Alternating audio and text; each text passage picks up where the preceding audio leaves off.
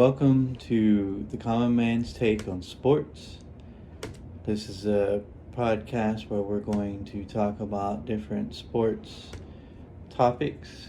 Today, our sports topic for our first episode is going to be the preseason coaches rankings for college football. College football is just around the corner. Just a couple more weekends for Labor Day holiday when college football opens up.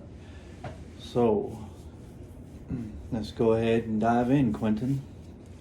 So you got the top 25 laid out there. So number 1 is Georgia. I can see why Georgia's number 1. They're back-to-back college football champions. I know they lost a lot to the draft this past spring, so we'll see what happens there. But you can't not make them number 2, and they're back-to-back champions until somebody beats them. So they're still the top dog right now. Now, let's talk about number 2. This is a first for Michigan to be number 2 in the preseason rankings. And I can see why they put them number 2, because they have like 80% of their team coming back from the offense and defensive side of the ball. So I can see why they're number 2. And I think this could be Michigan's year to at least get that first playoff win, if not have an opportunity to cement Jim Harbaugh's legacy and maybe win it all. I don't know if they can. Again, Georgia's going to be a tough out. You always have your Ohio States, Alabamas,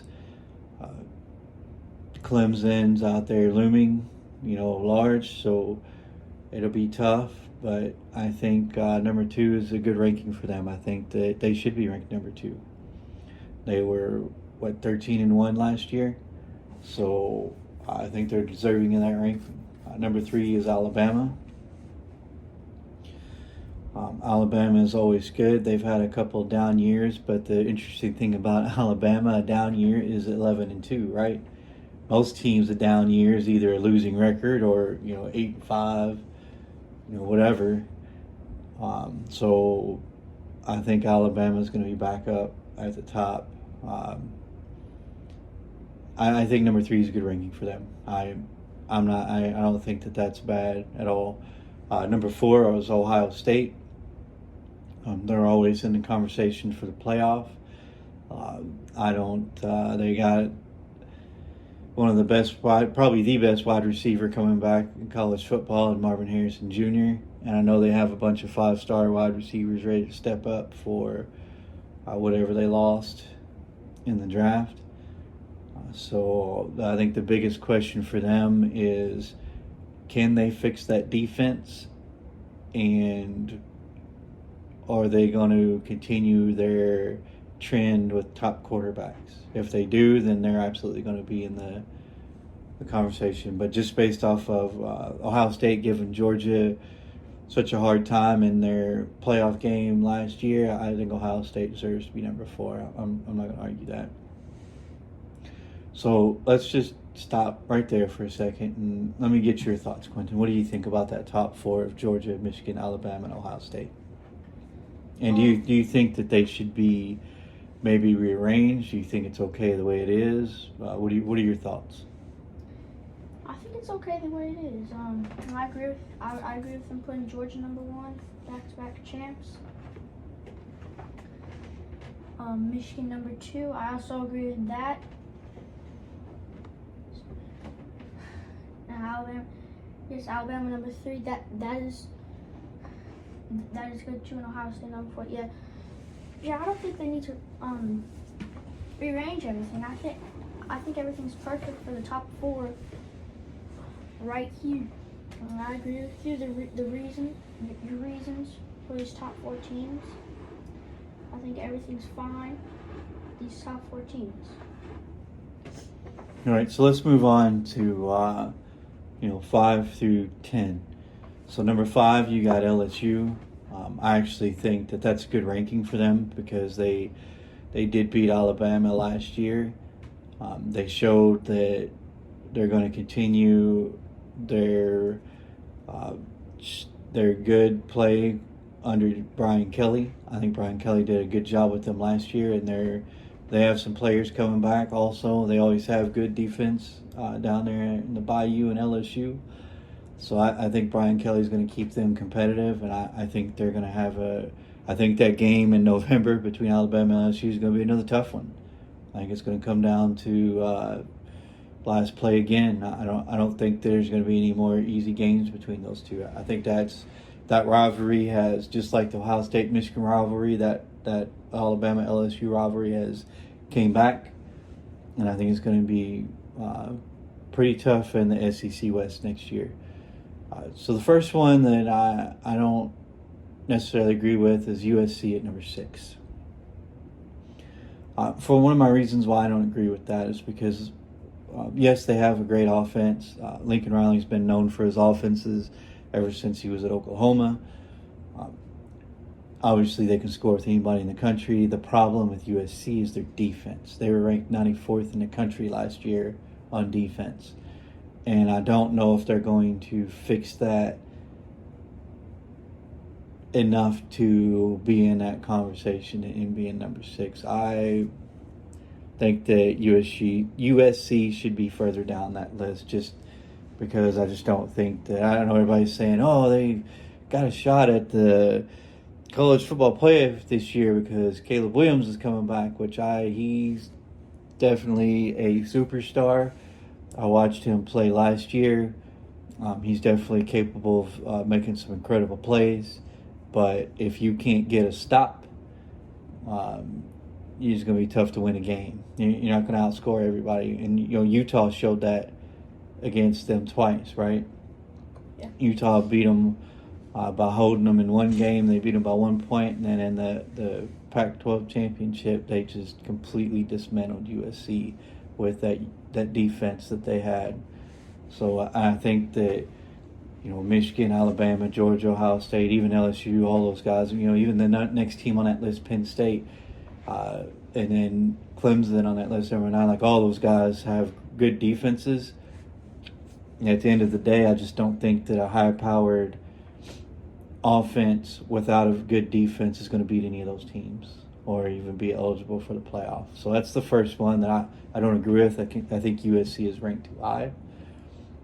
Number 7, Penn State, I actually think should be number 6 under LSU. I think Florida State should be number 7 behind Penn State. And I think Clemson should be number 8 behind Penn State. And so currently I would probably rank USC number 9 or number 10 on my list. And I would probably bump Tennessee down, to say number 10 or number 11. I think Clemson's going to have a bounce-back year this year, even though, like Alabama, they won 11 games last year, and so 11 games is a down year for them. That's, again, most teams would love to have, 11 wins on their record at the end of the year. So I think Clemson's going to be back this year in the playoff conversation. I think they're definitely going to move up that ranking, and they're going to have a good year.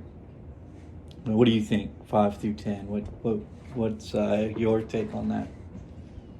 My take on this, I agree with LSU. Last year, LSU proved they should be number 5. Number 6 for USC. I also agree with you. I think they should be a little lower, maybe at number 8 or number 9 for me. And Penn State, I think, should be number 6 under LSU. I also agree with you. Penn State showed that they're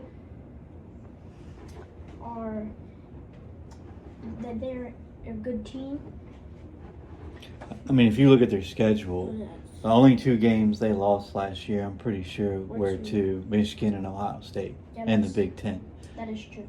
And you're talking about two juggernauts of the Big Ten, Michigan and Ohio State. So I think that's a pretty good season for them. And to be honest with you, if you look at them and what they have coming back and the recruiting that James Franklin has done lately, I think that they will have a shot to beat either Michigan or Ohio State this year.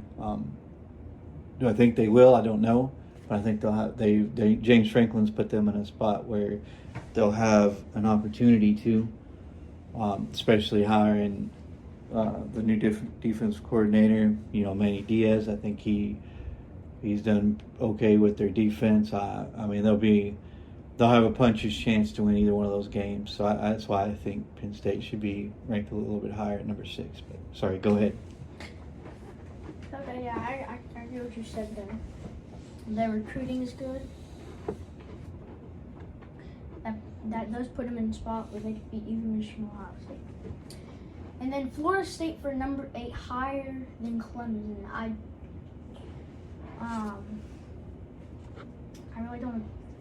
really don't agree with that. I feel like they should be at number 9. Because, Jordan Travis is a good QB. He is a good QB, but I just feel like they should be at number 9 because it's either 0-7, 0-8 against Clemson over the last 7 years. It's a good point. Yeah. I didn't even think about that, but you're right. I agree with you. Clemson should probably be number 7 behind Penn State, and Florida State should go down to. I think Florida State should stay at number 8. I just think Clemson should be number 7. They should jump Florida State. I agree with that. Yeah. You're right. Clemson's owned the ACC for how long now? A long time. Yeah. So yeah, nope. I can't argue with you on that one. I think Clemson should be ahead of Florida State. Yeah. And then Clemson over here. Dabo Swinney has showed they're an elite program. So and that's also a reason they should be higher than Florida State. And then Tennessee at number 10. I think they should be. I agree with that. Number 10 would be good. Maybe number 11. So this is where I would plug USC in. So I agree with what you're saying. I would definitely move USC down. I would have them above Tennessee just for right now. Tennessee may turn out to be really good this year, and it may change my mind. But this is preseason rankings for a reason, right? This is how we think people are going to do. So I would have USC probably at number 10 and Tennessee at 11. And then I would shift Clemson up to number 7 behind Penn State, and then Florida State number 8. And USC would be down to number 10. Yeah, I agree with that. Because like you put up earlier, USC's defense we're 94th in the country. Mm-hmm.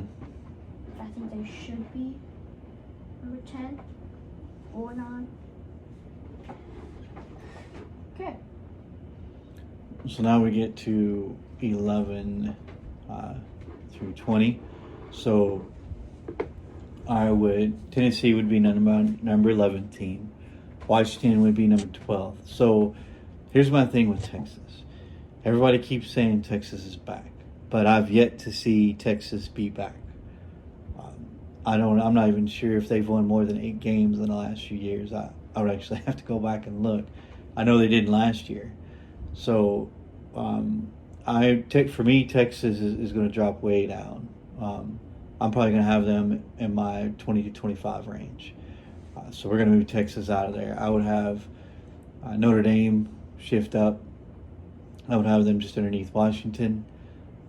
Then I would have the rest of the way. I would be okay with Utah under Notre Dame, Oregon under Utah, TCU under Oregon, Kansas State under TCU, Oregon State. I'd be all right with them staying underneath Kansas State. That's fine. Oklahoma. Boy, that's a tough one for me because they had a rough year last year. I know it was the first year for Brett Venables as the coach, old defensive coordinator for Clemson. Maybe he'll have a better turnout this year because he's gotten some new recruits in. and the players that are there will have a better grasp of the system he wants to run. So maybe they'll have a better year. But I don't know. I may have to drop Oklahoma down too, along with Texas, just because I'm not sure about them yet. I'm not sure how their seasons are going to turn out. If I'm not mistaken, Texas plays Alabama again this year, I think. Yeah, they play on week 2. That's what I thought. So that was their home and home. So they get Alabama again this year. So I don't know. I'm hesitant to put Texas above in the top 20. I'm hesitant to put them in the top 20. And I feel the same way about Oklahoma. I would probably shift North Carolina up. Maybe Texas Tech or Texas A&M would shift up. I would probably have, the only other changes I'd make to this for 20 through 25 is I'd probably have Oklahoma 21 and Texas 22 is where I'd probably land with that. The rest of it I'd leave the same. That's just kind of my take on it, and just kind of how I think that this is going to play out. Again, Texas, they haven't showed me anything yet, so we'll see what happens this year. We'll see if Oklahoma gets a little bit better under Brent Venables in the second year, second go around of his coaching. But that's the way that I would have them ranked, just as preseason. We'll see how the other rankings fall out. I mean, the coaches are know how each other are, but sometimes I feel like some coaches don't like other coaches, so they don't vote for their teams to be in a certain spot. So you can take that for what it's worth, but I do think that the coaches got the majority of this list correct. I'm okay with most of it for the preseason rankings. Just the changes that I would make, what we talked about. So what do you think for the rest of the list? I think from 10 to 20, I agree Texas hasn't shown me anything yet. Oklahoma hasn't shown me anything yet. I agree with you there. Put Texas, Oklahoma down 20 to 25. And then I put Notre Dame a little higher. Maybe at number 12 or 11. Maybe at 11 or 12. And Oregon State behind Kansas State. I'm okay with that one. I agree with you. I'm okay too with that one. I think Washington. I think Washington should be number 12, with USC right at number 10 and Tennessee 11. Okay. There.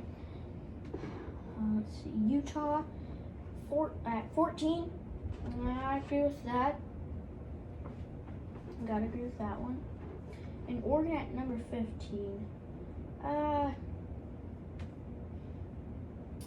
Depends.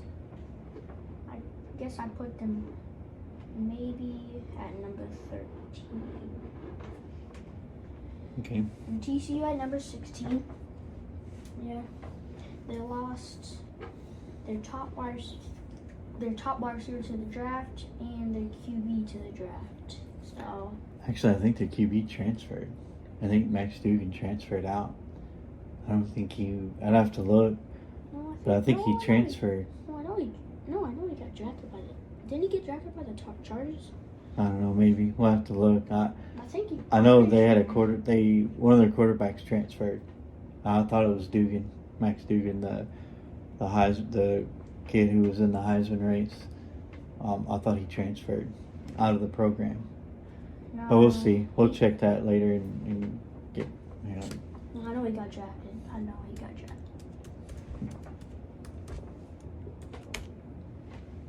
Go ahead, keep going. Alright. And then Kansas State number 17. Yeah, maybe move them up to 15. Of beating TCU TCU was number 3. They lost to Alabama. Yeah, I'd put them at 15. Let's say 15. I put them in 15 for Kansas State. And then North Carolina at the age.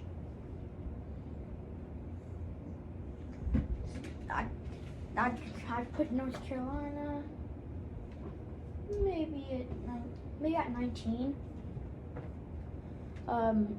Drake May had a good season last year. I think I put him at 19. 19 would be probably the best fit for North Carolina.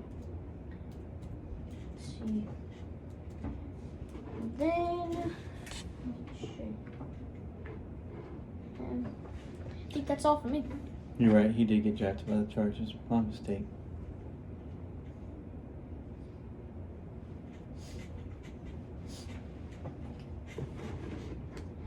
So that's my 10 to 20.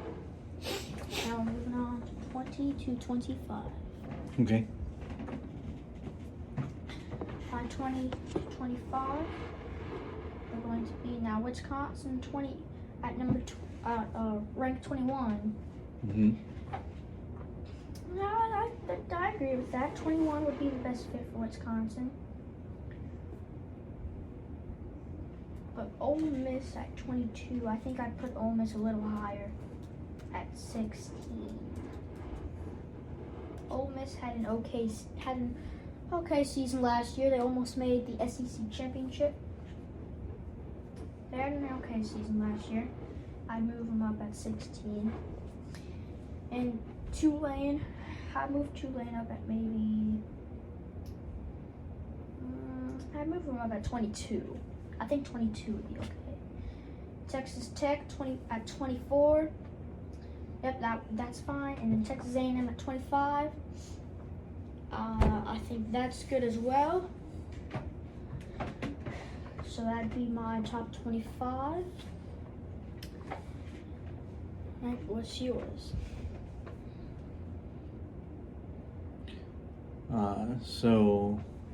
No, I'm good with your top 25. We had a couple of differences in ours, but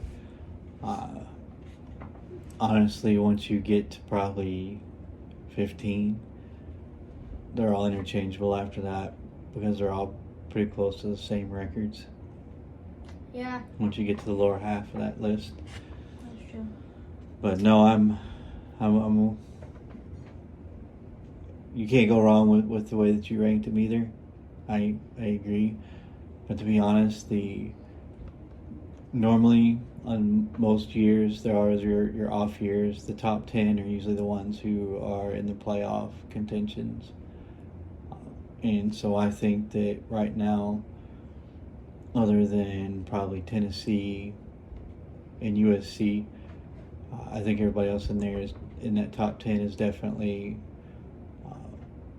primed to be in contention for a playoff spot this year.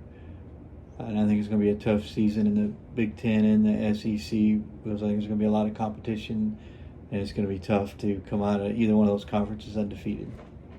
Yeah, that is true. It's going to be very tough because last year that showed, LSU showed that it's going to be hard. It's going to be hard now for Alabama to get an undefeated season or get in the playoff. I guess my biggest question is, I know Georgia's a team that reloads now. They don't, they don't rebuild, they reload. But they did lose a lot to the draft. They lost a lot of players, defense and offensively. So I'd be interested to see if they missed a playoff this year. The only thing that helps them is they play in the SEC East. And so the SEC East is like a mirror image of the Big Ten West. It's usually weak. Georgia is usually the best team on that side of that conference. It's usually the SEC West that's stacked with Alabama, LSU. Ole Miss pops up, Auburn pops up sometimes. It's usually the SEC West that's hard to get out of and stack. Georgia usually has a clear path through the SEC East. So I think the SEC though did they get rid of their conferences for this year? Is it just one whole now, or is that next year when Texas and Oklahoma come that they're getting rid of their divisions? I know the Big Ten is talking about getting rid of theirs starting next year when USC, Oregon, UCLA, UCLA, and and Washington all come to their conference. They're going to get rid of their divisions. I know the SEC is going to do it, but I can't remember if they're doing it this year or next year. But either way, the east side of the SEC is always, normally a cakewalk for Georgia. Georgia usually doesn't have any problems that need to be on that side of the ball, on that side of the conference. Yeah. The West is usually the competitive. So the Big Ten's the same way. The Big Ten West is usually the weak side of the conference. Yeah, well, the Big Ten East is more. Yeah, the Big Ten East is stacked with teams. You have Ohio State, Michigan, Penn State. Every once in a while, Michigan State pops up as a decent team. So we'll see what happens. But no, I think that's good. Is there anything else you want to add? Nope. So last thing I want to unpack here, before we're done, is I want to talk about the Jim Harbaugh suspension of the 4 games at the beginning of the season that was supposed to happen, but now it's not happening because the NCAA decided that they wanted to do some more digging. So I don't know why they're going so hard after Michigan right now with some of the college sports right now is the wild west with the NIL, right?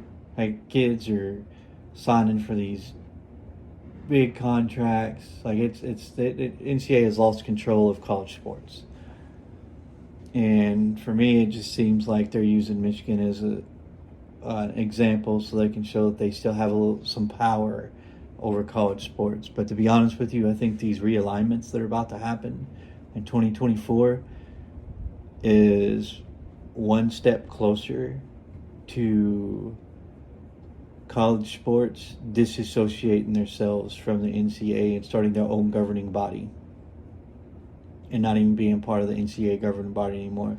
Because if you look at it, the Big 12, the Big 10, and the SEC are going to have all the teams that are all the money getters and the fan draws, the biggest fan draws, are all going to be in those 3 top conferences, minus Clemson and maybe Florida State.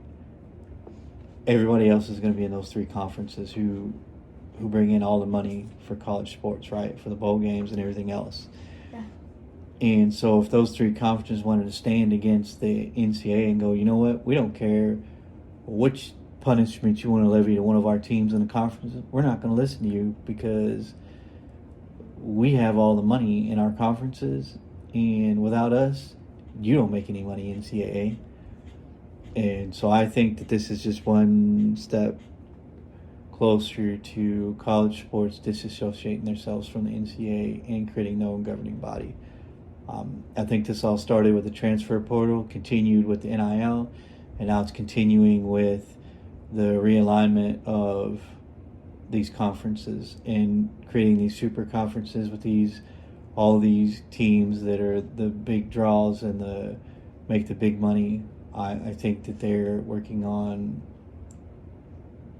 and in the future you're going to see them separate themselves from the NCAA and create their own governing body. What do you think about that? Yeah. I agree with you. I really do agree. I don't know why the NCAA is doing that as well. Why they're going so hard this year. I also saw that it was not happening because they're trying to investigate more. What I think that's about is the NCAA really doesn't have any real evidence, no hard evidence right now. And so they're trying to extend this out so they can find something that they can actually penalize Michigan for. I think they have a lot of he said, she said that caused all this. But I don't think they had any real evidence or any real witnesses saying, yes, I know for sure this happened. They were just coming after Michigan and Jim Harbaugh, hoping that he would slip up. And so far, he has not slipped up and said anything. I thought it was interesting that right before Big Ten Media Days, the NCAA released that whole suspension thing for Jim Harbaugh. Just trying to bait, to me, that was them trying to bait him in, because they knew that once they released that reporters were going to ask him questions about it at Big Ten Media Day, and they were just waiting for him to say something, and he didn't. He basically said, I can't talk about this ongoing investigation, even though the NCAA keeps talking about it publicly, but he can't. And so I think that right now the NCAA is grasping for straws so they can punish Jim Harbaugh in Michigan. And I don't think they have any real hard evidence right now that they can actually implement any punishment that the college couldn't challenge and win. That's what I think is happening.